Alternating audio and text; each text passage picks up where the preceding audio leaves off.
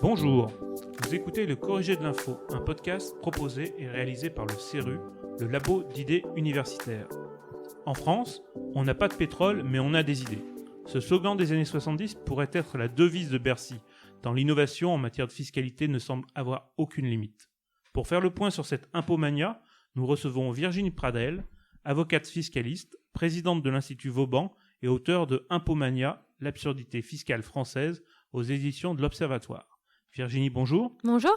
Alors bonjour, pourquoi avoir fait ce livre sur les impôts ? Alors tout simplement parce que c'est un sujet qui, à mon sens, est insuffisamment traité. Certes, on parle des impôts un peu tous les jours, c'est dans le débat du 1er janvier au 31 décembre, mais force est de constater qu'on n'en parle jamais vraiment, si bien que très peu de contribuables aujourd'hui sont en mesure de comprendre tout ce qu'ils paient et pourquoi ils le paient. Et pourquoi, alors c'est quoi cette impomania ? Qu'est-ce qu'il a défini en France ?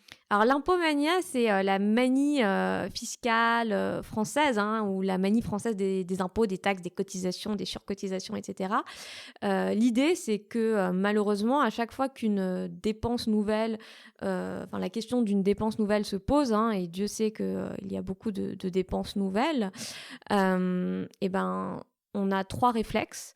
C'est soit on crée un prélèvement, soit on augmente un prélèvement, soit on modifie un prélèvement. Donc, s'agissant de la création des prélèvements, malheureusement, même depuis ce début de quinquennat, et contrairement à ce à quoi Emmanuel Macron s'était engagé, on voit qu'il y a des nouveaux prélèvements obligatoires qui ont été créés. Je peux citer notamment la taxe parking ou la taxe sur les plus-values HLM ou la taxe carton. On ne va pas rentrer dans les détails, mais il y en a quand on cherche bien. Autre problème, la hausse des prélèvements, et ça depuis des années, ça ne s'arrête pas, qu'on parle du tabac, qu'on parle de la taxe foncière, qu'on parle même de l'impôt sur le revenu pour certaines catégories de contribuables. Et troisième problème immense, c'est la modification intempestive des prélèvements qui génère une insécurité fiscale que de nombreux acteurs dénoncent en France depuis plusieurs années, et c'est un vrai problème. En fait, quand il y a un problème, il y a un impôt ou une contribution. Exactement, vous avez très bien résumé le problème. Un problème, un impôt, une dépense, une cotisation. Dans votre livre, du coup, vous décrivez l'opacité et la complexité avec beaucoup de détails et de façon très documentée. Est-ce que vous pouvez nous en dire un peu plus sur cette opacité ? Oui, alors malheureusement, en France, nous subissons, grâce à Bercy, un obscurantisme fiscal assez révoltant. L'idée que je développe dans cette première partie, c'est que nous avons des technocrates qui ont énormément complexifié les prélèvements depuis plusieurs années, dans le dessein, bien entendu, que personne ne comprenne rien. Pourquoi ? Parce que quand vous ne comprenez rien, vous ne contestez pas. Enfin, du moins, tant que ce n'est pas trop insupportable. Donc forcément, comme personne ne comprend rien, personne ne conteste vraiment grand-chose, alors qu'il y aurait vraiment matière à contestation. Voilà, donc on a cette opacité, cette complexité qui se traduit de différentes façons. Enfin, c'est un peu dur de résumer parce que forcément, je consacre des dizaines de pages à ce problème. Mais voilà, l'idée, c'est que tout a été fait, et c'est ce que j'explique dans le livre, pour que les contribuables ne comprennent plus rien. Et on retrouve aussi ce problème au niveau même de la création des prélèvements. Je dénonce la façon dont fonctionne aujourd'hui l'Assemblée nationale et même le Parlement de façon générale, parce que je pense qu'au Sénat c'est la même chose, à savoir qu'on crée par exemple des niches fiscales. On sait qu'aujourd'hui on en a quasiment 500 et ces niches fiscales n'apparaissent pas toutes seules, elles sont votées par des parlementaires, souvent en plein milieu de la nuit, souvent elles ne sont pas financées. Ou financé de façon théorique par la hausse des droits sur le tabac. J'explique toutes ces choses qui sont assez accablantes pour on voit nos un système représentants.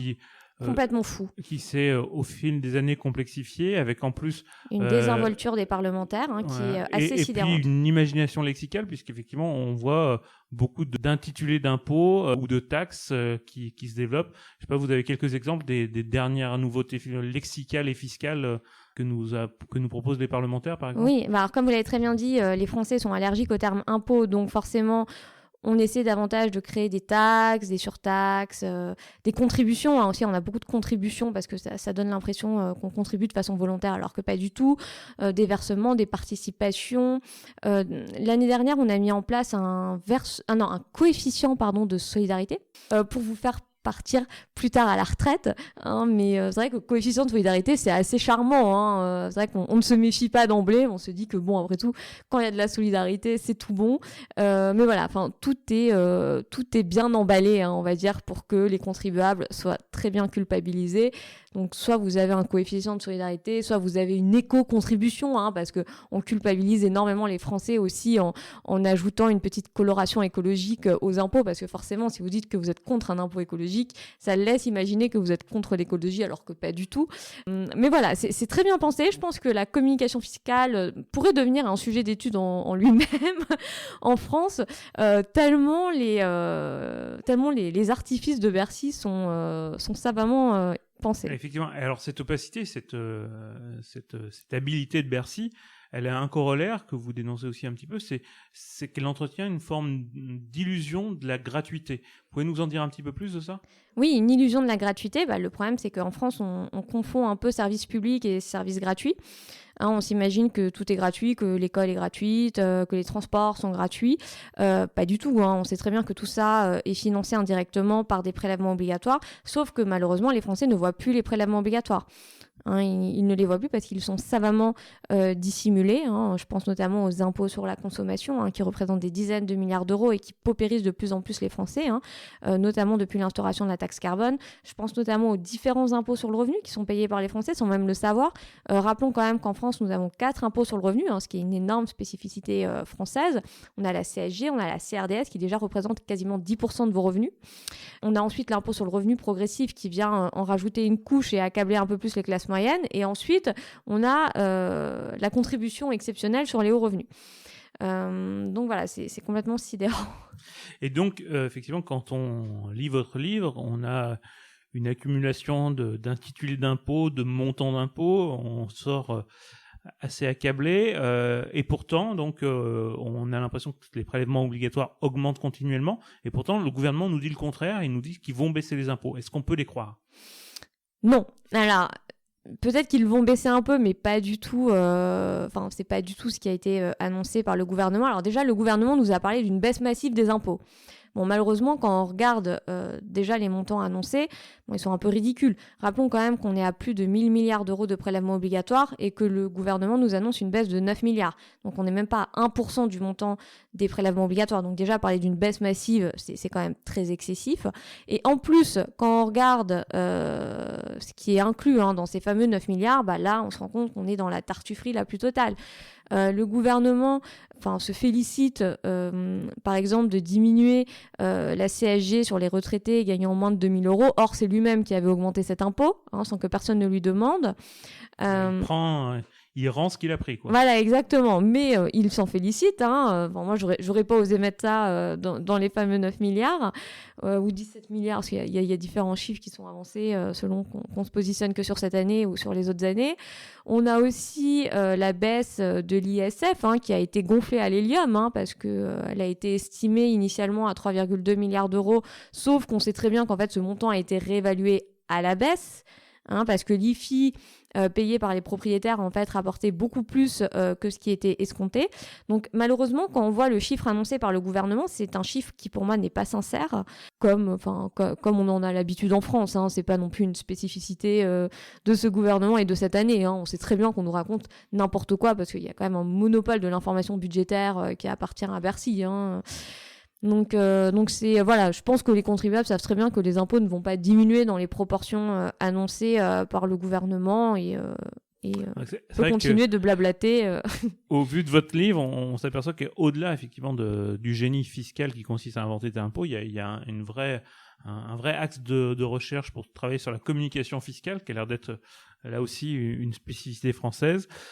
Pour finir un petit peu sur ces questions-là, justement, vous évoquez quand même dans votre livre quelques pistes de réforme, quelques moyens de lutter contre cette opacité pour plus de justice. Alors qu'est-ce qu'on peut faire pour améliorer le système fiscal français ? Est-ce qu'il y a des choses qui peuvent être faites rapidement ? Est-ce qu'il y a des idées qu'on peut prendre à l'étranger, par exemple ?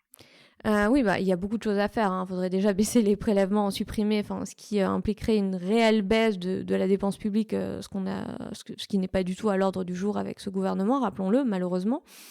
Donc rappelons quand même, hein, bon, c'est du bon sens, mais malheureusement, on a l'impression qu'on en est dépourvu parfois en France. Quand les dépenses ne diminuent pas, les prélèvements ne diminuent pas. Hein. Si ça ne baisse pas d'un côté, ça ne peut pas baisser de l'autre. Bon, c'est du bon sens, mais bon, on y échappe souvent en France. Oui. Et voilà, il y aurait beaucoup de choses à faire. Moi, je pense qu'il faudrait faire beaucoup de pédagogie, hein, pour sortir un peu le contribuable de l'ignorance dans laquelle il est entretenu. Hein. Je pense que les gens ne sont pas bêtes, mais c'est juste qu'on a tellement complexifié et dissimulé les prélèvements que plus personne n'est en mesure de vraiment comprendre tout ce qu'il paie, hein, en tant notamment que propriétaire, en tant qu'automobiliste, en tant que travailleur, en tant que père de famille. Hein. C'est tout ça que je développe dans le livre, parce que je me suis rendu compte que les gens s'identifiaient énormément à des catégories. Hein, par exemple, ils perçoivent tous les prélèvements qu'ils vont payer en tant que propriétaires. Hein. Les propriétaires sont une catégorie à part entière. Les automobilistes, les personnes qui travaillent. Donc voilà, j'essaie de dresser tout ça. Et je pense que le gouvernement devrait envoyer des fascicules pour montrer aux Français ce qu'ils paient. Non, mais oui, c'est très bien, mais il risque de nous faire un impôt sur les fascicules après. Exactement. Et une autre idée, voilà, qui serait, qui nous vient de Suisse et des États-Unis, ce sont les consultations fiscales citoyennes. L'idée, ce serait de redonner un peu la parole aux contribuables, hein, qui paient, parce que c'est vrai qu'on lui demande, on demande jamais au contribuable son avis alors que c'est lui qui paie. Hein, on est un peu maintenu dans un système d'allégeance, hein, qui a des côtés assez médiévaux. Hein. On a l'impression qu'il y a le Seigneur qui nous annonce chaque année quel impôt doit augmenter ou diminuer. Donc voilà, l'idée, ce serait un peu de sortir de ce système d'allégeance, d'être dans un système un peu plus contractualiste, un peu plus participatif. Hein. Non, mais effectivement, redonner un petit peu la parole aux contribuables, rendre les impôts plus compréhensibles, c'est deux choses qui semblent être un préalable à une véritable réforme fiscale. En tout cas, c'est deux éléments que vous avez commencé à aborder dans ce livre Impômania qu'on recommande. Donc Impômania aux éditions de l'Observatoire. Merci beaucoup Virginie Pradel. Je vous remercie d'avoir écouté le Corrigé de l'info. Vous pouvez écouter nos anciens podcasts sur le podcast d'Apple ou sur SoundCloud ou toutes les autres plateformes. Merci à vous.